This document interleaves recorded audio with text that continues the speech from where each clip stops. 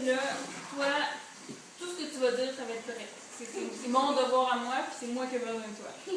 C'est bon? OK. Donc là, je vais commencer par te lire une histoire, et après ça, je vais te poser des questions. C'est bon? OK. Ça s'appelle... Après, c'est dans tes vrais devoirs. Oh, ben, c'est aussi le vrai devoir, mais après ça, c'est toi qui vas devoir faire mon devoir. Tu vas m'aider à faire mon devoir. C'est bon?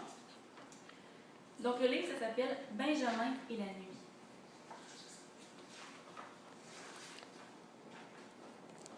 Benjamin s'avait glissé tout seul dans la rivière. Il savait compter à l'endroit aussi bien qu'à l'envers. Il savait boutonner sa chemise et nouer ses lacets. Mais Benjamin avait une peur bleue des endroits obscurs, où l'on se sent tout à l'étroit, et cela lui posait un énorme problème, car Benjamin était une tortue. Il avait peur d'entrer dans sa petite carapace sombre, alors il la tirait derrière lui. Le soir, la maman de Benjamin éclairait l'intérieur de la carapace avec sa lampe de poche. « Tu vois, disait-elle, il n'y a rien qui puisse te faire peur. » Elle le lui répétait tous les soirs. Sa mère n'avait peur de rien. Benjamin, lui, était convaincu que sa petite carapace sombre fourmillait de monstres, d'êtres mous et gluants. Benjamin partit donc pour demander conseil. Il marcha longtemps et rencontra un canard. « Pardon, monsieur le canard, j'ai une peur bleue des endroits sombres. J'ai peur d'entrer dans ma carapace. Pourriez-vous m'aider? » « Peut-être, coquinage canard. Moi, j'ai peur des eaux profondes. Parfois, quand personne ne peut me voir, j'enfile mes flotteurs. Si je te prêtais mes flotteurs? »« Non, merci, dit Benjamin, je n'ai pas peur de l'eau. » Regarde, tu vois, le canard a mis des flotteurs pour sauter dans l'eau. Benjamin marcha encore longtemps et rencontra un lion. « Pardon, monsieur le lion, j'ai une peur bleue des endroits sombres.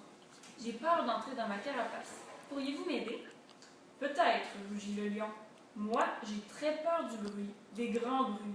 Parfois, quand personne ne peut me voir, je porte des cache-oreilles. Si je te les prêtais? »« Oh non, merci, dit Benjamin, je n'ai pas peur des grands bruits. »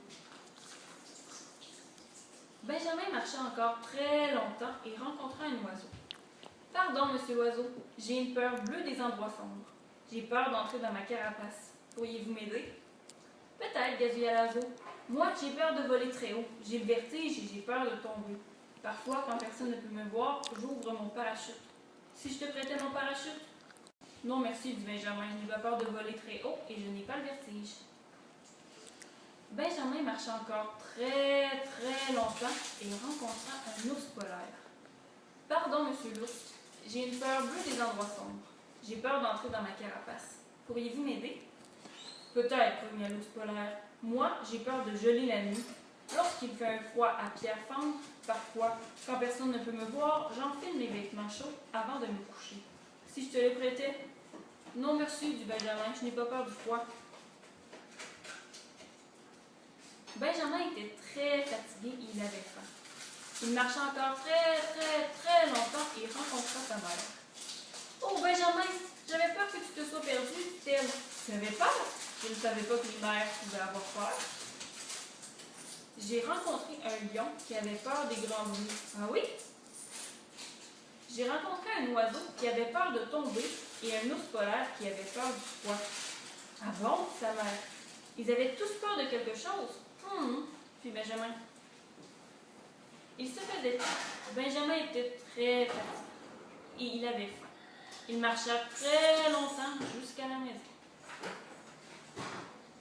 La maman de Benjamin fit un bon petit repas. Puis, elle serra très fort son fils dans ses bras. « Bonne nuit, mon chéri, dit-elle. » Maintenant, Benjamin savait exactement ce qu'il fallait faire.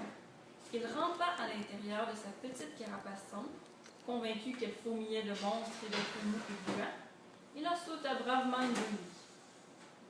Et puis, quand il fut bien certain que personne ne pouvait le voir, Benjamin alluma sa veilleuse. Voilà, je suis allée chercher une feuille. Est-ce que je peux arrêter? Ouais, tu peux faire pause.